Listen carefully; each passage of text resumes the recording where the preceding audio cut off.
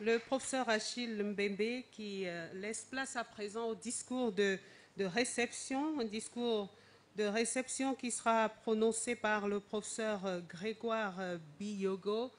Son cordon ombilical est arrosé par les affluents du fleuve Ogoué, c'est dans le Gabon voisin, où il est savant africain, surtout président du Comité international des savants africains. Le professeur Grégoire Biyogo est philosophe, méthodologue, égyptologue, politologue, bref, un savant reconnu comme tel par au moins 12 universités africaines. Professeur, c'est à vous. Là.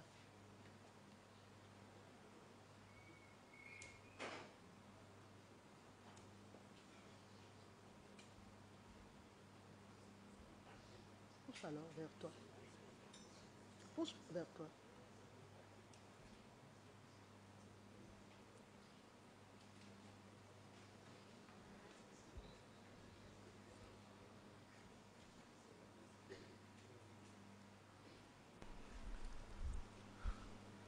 Je voudrais commencer par faire mes civilités, à la fois académiques et républicaines, aux excellences, qu'elles soient diplomatiques ou gouvernementales. Ensuite, à mes pairs, ceux qui font profession d'enseigner le plus grand et le plus beau des métiers. Enfin, à l'hôte, le Cerdotola. Le Cerdotola et moi, nous naquîmes ensemble dans cette volonté de chercher l'homme à partir du sol premier de ses origines. Ici est née l'amitié et plus la fraternité avec celui qui porte le destin de cette institution, Son Excellence le secrétaire exécutif, professeur Charles Binam Bikoy. Je salue par-dessus la collaboration ponctuelle le Cameroun tout entier, car c'est ma seconde patrie idéale. C'est ici que pour la première fois, lorsque j'ai été consacré savant, 10 des universitaires camerounais étaient là. L'université de Douala, la première avant l'université de France ou celle du Gabon, a célébré cet événement. Je m'incline avec enthousiasme de retrouver cette terre.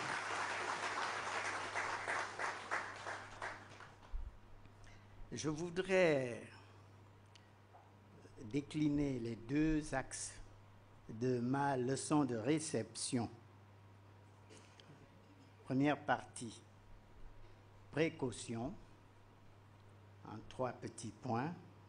Deuxième partie, topique. Voilà, je commence immédiatement par les précautions. D'abord, cette affaire de réception, la leçon de réception n'est pas une répétition de ce qui a été dit.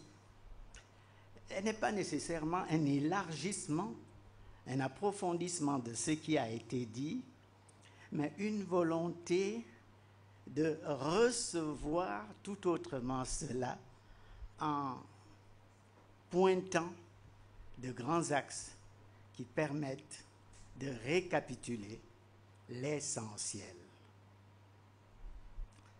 La seconde précaution est celle du génie du titre de la revue dont nous célébrons l'apparition. On n'a pas dit la nouvelle pensée africaine. Et pour moi, c'est important, à la fois pour nos agrégatifs, nos habilitatifs et nos doctorants, cette affaire d'essentialisation. Lola laisse penser qu'il y aurait une conception définitiste de la vérité de la traduction de cette pensée. C'est pourquoi j'aime à désessentialiser, à rejeter cette affaire de la pensée africaine, la nouvelle pensée africaine, pour laisser sans partitif nouvelle pensée africaine.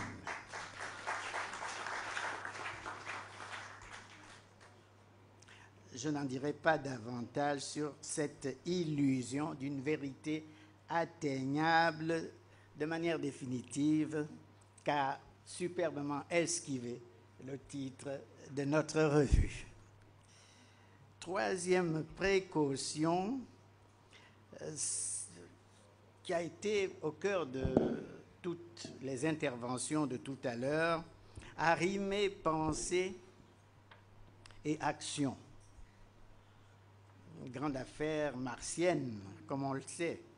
Mais ici, je voudrais insister sur un point, c'est le maître mot à la fois du colloquium de 2022 et de tout ce qui a été dit ici, le concept de puissance. Je voudrais attirer l'attention sur le fait que la puissance est toujours imprévisible. Elle est énigmatique.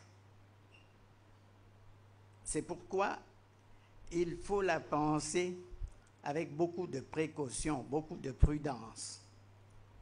Il y a un concept en philosophie qui est le plus important à mes yeux pour dire cette chose-là, depuis l'Égypte antique, Kemet, jusqu'à nos jours. Ce concept s'appelle entéléchie. C'est le destin de puissance. Toute la pensée occidentale, notamment la philosophie, définit l'Occident comme la terre de l'entéléchia, de l'entéléchie, c'est-à-dire le domaine même de la puissance technologique, de la puissance dans son excroissance. Si l'on regarde les choses, cette conception entéléchique est toujours accolée au brutalisme, à la violence, à la domination. Et lorsque nous disons nouvelle pensée africaine, lorsque nous disons qu'il est important de repenser la puissance, il est fondamental de nous désapproprier cette conception brutaliste de la puissance. La puissance telle que la pense Kama, la terre africaine, en son appellation originelle, Kama pense la puissance comme force croissante d'inventivité. C'est cela qu'on dit dans l'Onvet, Avet, puissance, force d'excroissance de l'intelligence. C'est cela qu'on dit dans tous nos arts, toute notre plastique, toute notre métaphysique. La puissance de l'intelligence renouvelée pour asseoir un tout autre vivre ensemble. Je voudrais m'arrêter là pour les précautions, car nous en sommes simplement à revisiter cette revue, pour passer très rapidement aux 5 topics que j'ai identifiés. Alors, la première, et non des moindres, je l'appelle l'autodéfinition de soi. Est-il certain que nous soyons prêts à dire ce qu'est l'Afrique, à dire ce qu'est l'homme, selon le prisme de nos métaphysiques, de nos pensées, de nos arts? Tout le débat, donc, de cette nouvelle pensée, c'est de dire avec le plus d'exactitude possible ce qu'il y a de plus grand, de plus juste en nous. Pourquoi? Parce que, procédant de l'Occident, parfois de l'Orient, l'Afrique a une conception erratique d'elle-même. Elle erre. Elle ne se définit pas véritablement dans son soi. Nous avons eu une heure de gloire en Égypte, une autre avec les empires africains, et depuis lors, le déclin est long.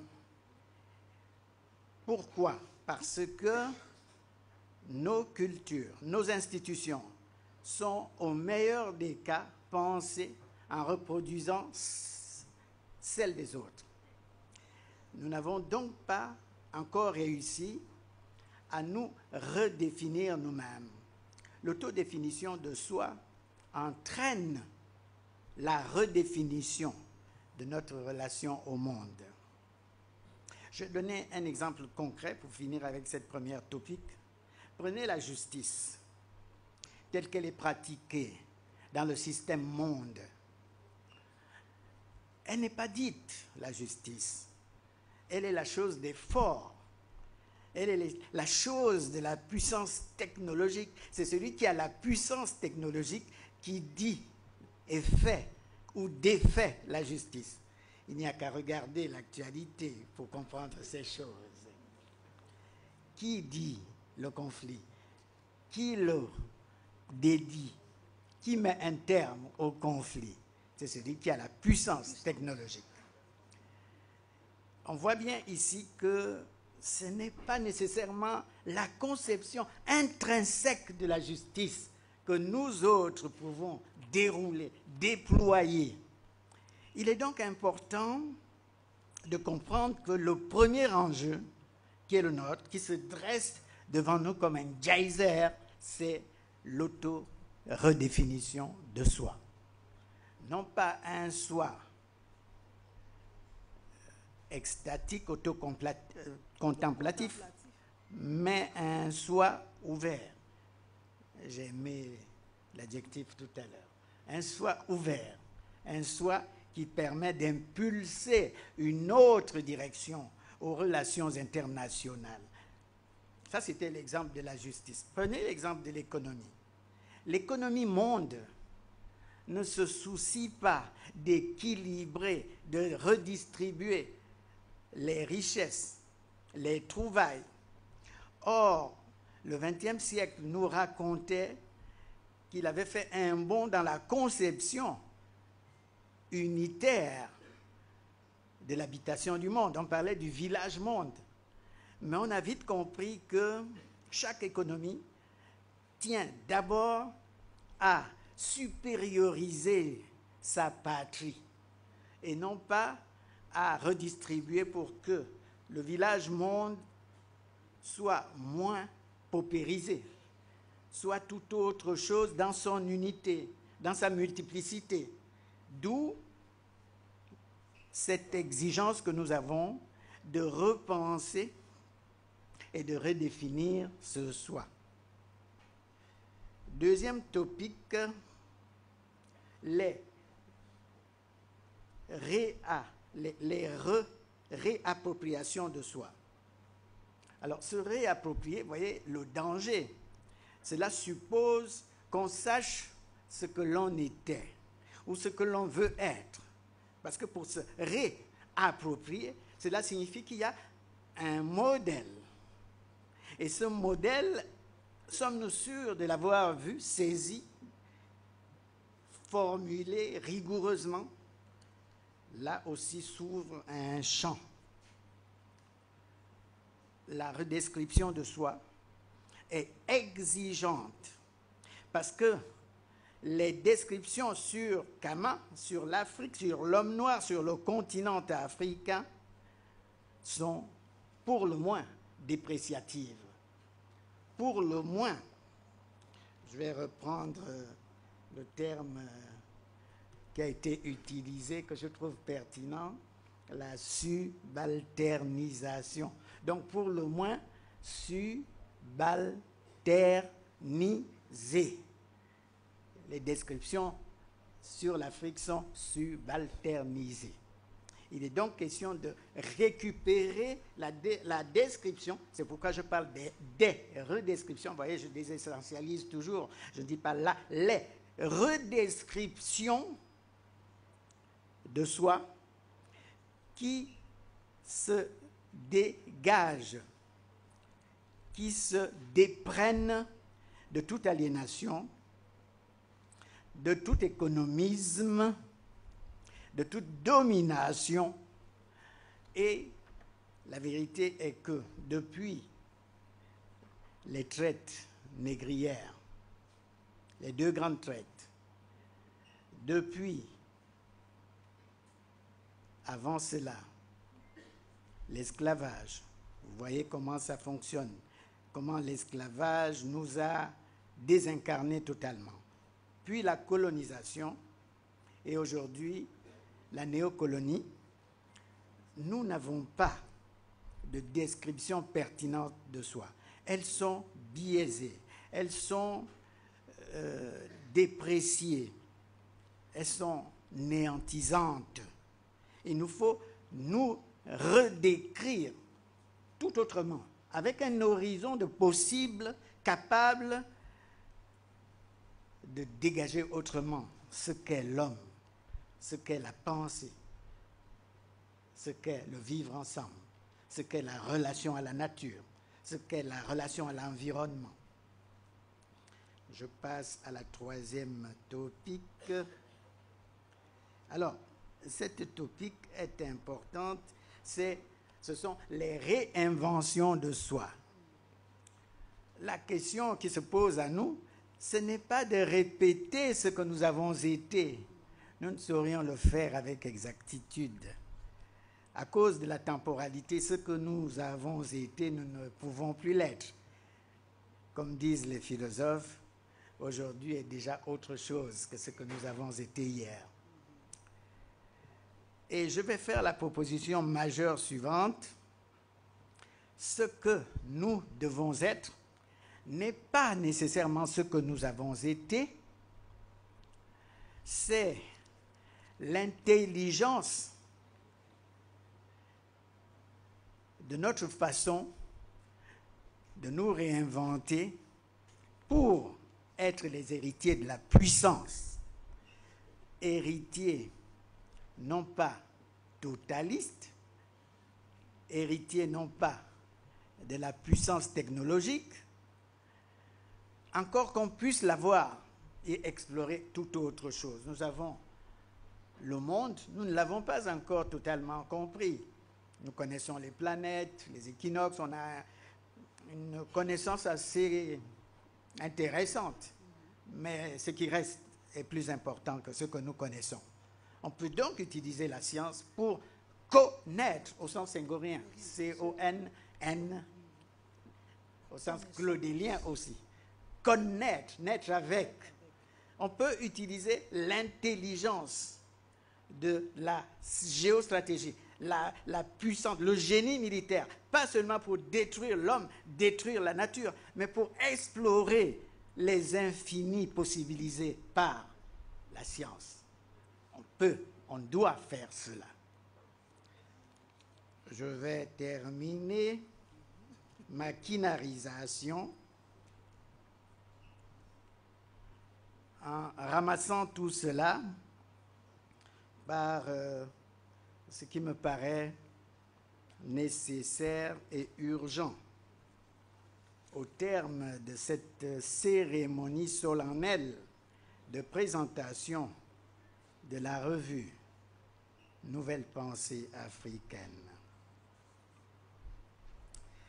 Comment alors asseoir cette exigence de la nouvelle pensée? D'abord et avant tout par l'éducation, parce que ce que nous connaissons est façonné par les autres. Il nous faut nous connaître.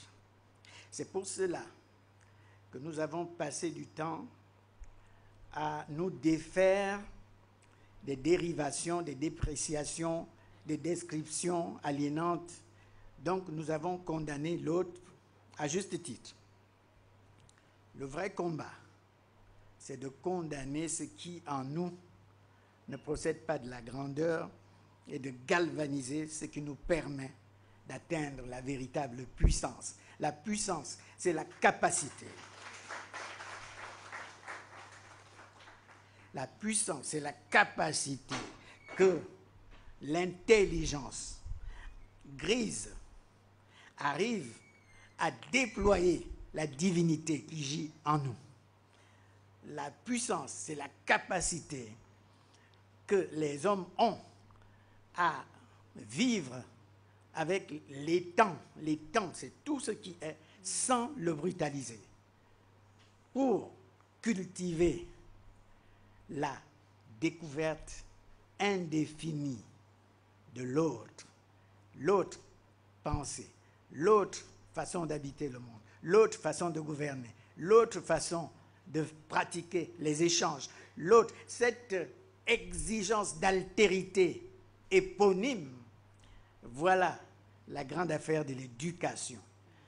Et elle n'est point semblable à la rousseauiste, elle n'est point semblable à ce que les penseurs autres nous ont déroulé.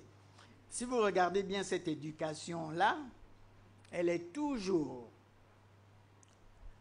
corrélée à cet halo de constellation de violence. Il nous faut corriger. La chance que nous avons, c'est que l'autre qui est venu nous coloniser a laissé tant de faiblesse, tant de petitesse, que nous avons la capacité d'aller au-delà et proposer à l'humanité tout entière quelque chose d'autre, le tout autre de l'altérité. 2, la stratégie. Tout est stratégie. Regardez dans l'Égypte des pharaons. Exister, c'est avoir une relation avec le temps. Or, le temps est irréversible. Il faut donc poser des actes. Et la première idée des maîtres, des Nébou, c'était l'archive, les archives. Quel est l'état des archives de nos pays? Vous avez vu ce qui s'est passé à Tombouctou. Tout de suite, la première guerre, c'était de détruire les archives. Mais avant Tombouctou, allons dans Kémet, l'Égypte. Qu'est-ce qui s'est passé? Aristote, qui était le précepteur d'Alexandre le Grand. Les histoires de la philosophie disent qu'il n'était pas en Égypte. Or, lui, il parle de l'ombre des pyramides et des éclipses.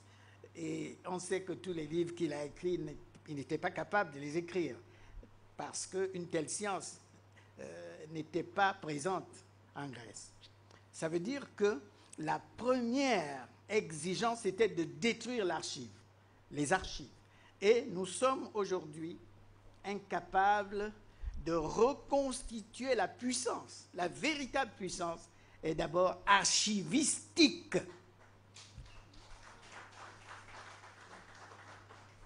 J'ai vu dans l'actualité, vous savez que je suis de très près, la nuit venue, j'écoute 2, 3 télévisions à la fois, 3, 4 radios, et je capte d'abord ce qui se fait dans la seconde patrie qui est la mienne, le Cameroun. Et là, j'ai appris que une communauté d'historiens venait réécrire, repenser la mémoire d'un acte, mais inaudible en scandale. Comment peut-on penser que pour redire cette archive, un regard extérioriste puisse un tant soit peu être présent?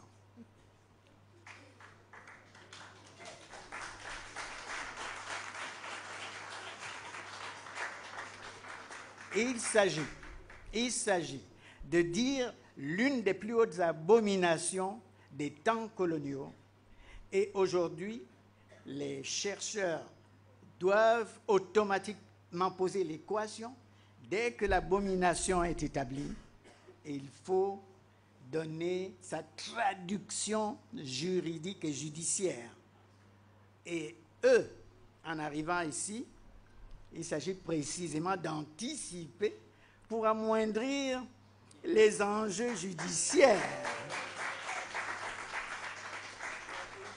Or, amoindrir la gravité judiciaire, c'est aussi toujours déjà aggraver le rabaissement de la portée financière de cette abomination, de cette infamie. Or, il est question précisément de chiffrer de manière abyssale cette abomination. On nous a dit qu'on ne peut pas chiffrer l'esclavage. Ici, c'est un espace contenu. Nous avons la chance d'avoir des éléments d'archives. Nous avons la chance de pouvoir quantifier, car sans la quantification, le débat peut être érodé. Or, ici, nous avons la possibilité de quantifier, et donc de quantifier mathématiquement, quantifier judiciairement, quantifier sur le plan de la conséquence financière. Et ça, c'est la peur bleue de nos experts venus d'ailleurs.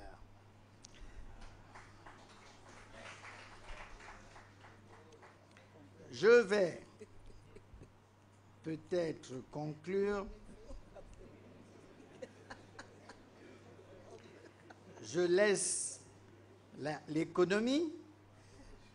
L'économie n'est pas là pour échanger. C'est peut-être le grand penseur qui avait vu la chose, celui qui a parlé de cette fameuse économie inégale. Elle est inégalitaire, l'économie, fondamentalement. C'est naïf de penser autre chose. L'économie est inégalitaire. Et nous, lorsque de la perception de cet autre entendement, lorsqu'on va repenser l'économie, qu'est-ce qu'on va mettre là-dedans? J'avais vu la philosophie et les sciences, et je termine avec la politique. Le professeur Joe Moïle a insisté sur la nécessité de ne plus faire science sans politique.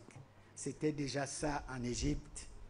Et les élèves des Égyptiens, comme Platon, l'ont compris parce que c'est ceux qui entrent, justement, dans la République, hein, ceux qui entrent, ceux qui ont science, doivent aussi s'élever parce que le plus accompli des penseurs est celui qui, à la vérité, nous dit Platon, peut et doit gouverner la cité. Et donc, on ne peut pas mettre de côté cette affaire de politique. Sauf que, ici, c'est au sens systémique, au sens transversal, la chose de la cité. L'intelligence suprême parce qu'elle totalise la cité. Il y a une science que j'ai développée et que j'appelle l'anticipatiologie. La politique, c'est l'art d'anticiper.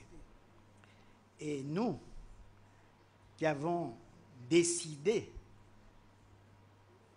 de nous auto-définir, de nous auto-redécrire, de nous auto-réinventer, de nous refaire par nous-mêmes, avons l'obligation de repenser ce schème, cette topique de la politique avec une grande exigence. Avons-nous, dans nos 55 États, pouvons-nous dire cet État-ci a atteint le stade de la grandeur en politique? À mon avis, il y a un début de reproduction du progrès, ou plutôt du développement infrastructurel dans certains pays. Mais du point de vue de la diplomatie, la capacité de mettre au cœur des relations humaines, des États, la diplomatie, la paix. Est-ce que nous avons encore cette capacité-là, celle d'un Akhenaton qui disait que la politique, ce n'est pas l'affaire de la force, mais c'est l'affaire de la paix qui entre dans le développement. Les technocistes ont pensé qu'ils s'étaient trompés. À la vérité, il faut que nous tentions de faire la différence parce que nous sommes avec des féroces. Il faut donc être féroce à la manière de l'AES qui a compris qu'il faut peut-être entrer dans ce système de puissance, mais en même temps, ils deviennent esclaves. Parce que les nouveaux amis qu'ils ont, ces nouveaux amis ont trouvé une terre de vente infinie de leur industrie et priorisé, parce que ce n'est plus seulement les trois, là, avec ce qui se passe en RDC, tout de suite une autre alliance vient d'être faite. Donc la question est que notre continent est pensé comme marché unilatéral. C'est un marché fécond. Du point de vue des taxes douanières et de tout ce qui concerne les précautions, nous ne pouvons même pas vendre une bouteille d'eau en dehors de notre propre pays, dans les autres, au sein même des 55. Je dirais même au sein même des pays CEMAC, ça ne circule pas bien, alors que nous avons ouvert les frontières des jure. Mais quand on regarde de facto, ça coince encore. Donc il faut qu'on arrive à faire cette conception grandiose de la politique et qu'on arrive à faire taire ceux qui ont une conception étriquée et instrumentaliste et brutaliste de la politique. Nous avons beaucoup à faire et la revue n'est pas seulement un texte. Il s'agit, à la vérité, d'un mouvement de pensée derrière cette revue où Kama doit reprendre la première place, celle qui était la sienne depuis le pays du Nil. Et ça commence par la précision et la rigueur dans la formulation de la pensée. Vous ne pouvez rien faire si la pensée est fausse. Si elle est faute, vous allez... Merci. Si elle est fausse, au meilleur des cas, vous allez reproduire la fausseté. Au meilleur des cas. Si elle est bonne, et ça c'est important dans l'application économétrique, dans l'application mathématique, si la chose n'est pas bien pensée, vous produisez un mal pensé. Or, que nous dit la revue? Nous sommes un pays d'impensés. Alors, le Shem Soumat invite à penser les impensés de Kama. Hotep. Professeur Grégoire Biyogo, président du Comité international des savants africains.